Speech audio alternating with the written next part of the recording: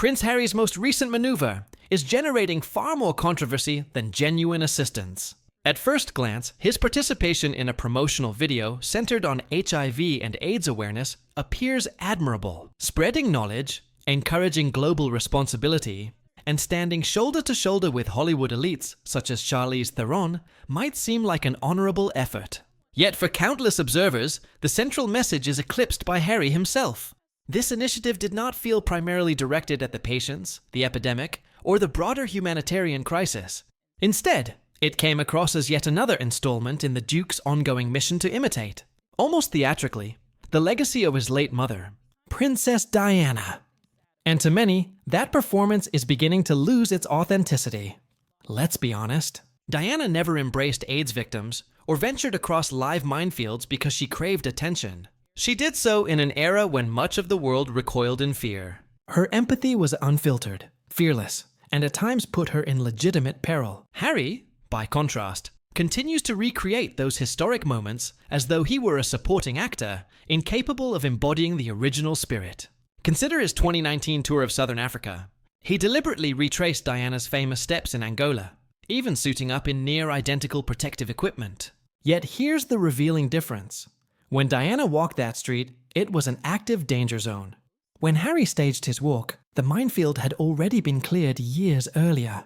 No risk, all spectacle. But Harry's determination to channel Diana hardly ends there. His fixation bleeds into nearly every public gesture. From orchestrated landmine photo opportunities to polished HIV awareness campaigns, he clings to her legacy as though it were a family trademark he personally inherited. And therein lies the real problem. This is not homage, it is appropriation. It is not reverence, it is branding. He is not merely influenced by Diana. He is attempting to transform himself into her. In Harry's mind, he sees himself as Diana reborn. To the wider public, however, it is glaringly apparent that this is staged performance, not heartfelt tribute.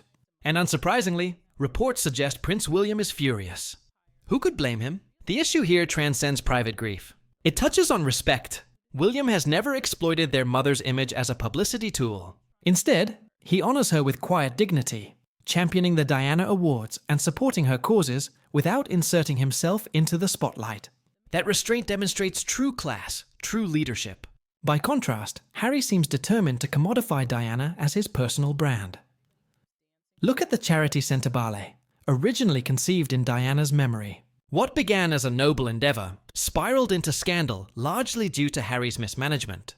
Allegedly leaking internal conflicts to the media, he set off investigations that turned a promising project into a disastrous mess. Rather than safeguarding the humanitarian missions Diana cherished, Harry transformed them into mere props, staging grounds for his own image crafting. This is why his credibility has eroded. Even when he undertakes actions that might carry genuine value, the intent feels diluted, buried between multi-million-dollar Netflix contracts, tell-all memoirs, and glossy public relations events. Increasingly, the public sees his activism not as service, but as part of a calculated brand rollout. What makes matters worse is the deliberate precision behind it all. Harry is acutely aware that invoking Diana stirs emotion. He knows it awakens nostalgia, sympathy, and global headlines. But the harder he works to cloak himself in her memory, the more artificial it appears. It feels less like authenticity and more like marketing strategy. The uncomfortable truth is that Harry continually reenacts his mother's most powerful moments without embodying her values. He reproduces the settings, mimics the poses, even copies the color schemes. It feels like a checklist of Diana's iconic imagery.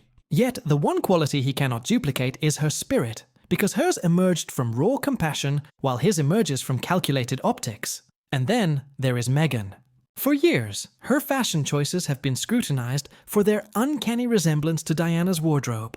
Identical sweaters, replicated jewelry pieces, even the redesign of her engagement ring to include Diana's diamonds.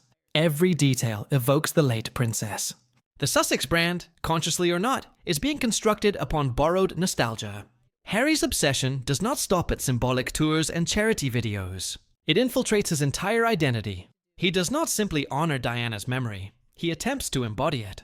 He wants to present himself as her modern incarnation. That is where admiration becomes distortion.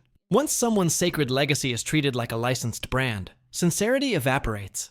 It becomes stage theater, and audiences are increasingly recognizing the act. When Diana clasped the hands of AIDS patients in the 1980s, the world gasped.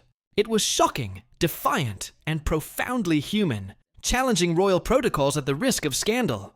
When Harry appears in a glossy video, beside Hollywood celebrities promoting the same cause, the impact is diluted.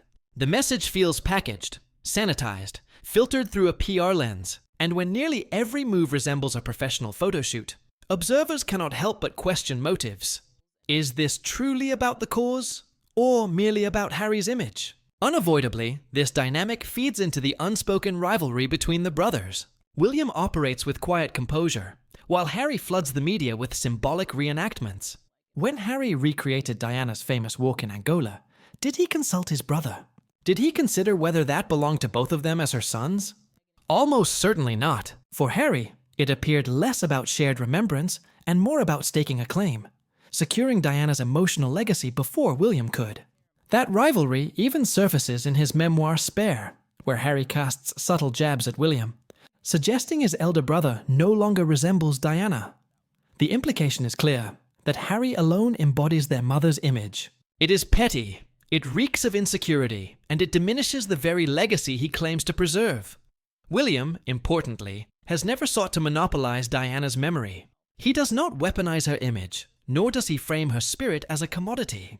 He honors her quietly, and perhaps that restraint infuriates Harry, who longs to be the chosen son, the one who carries Diana's torch. But memories cannot be trademarked. Legacies cannot be patented. A mother's love is not an inheritance one can market. Yet Harry treats it as though it were exactly that, a personal emblem to be licensed.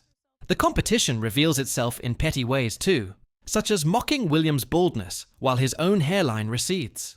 It is deflection, easier to ridicule a brother's appearance than confront the collapse of one's own credibility. And while Harry courts headlines, William remains silent.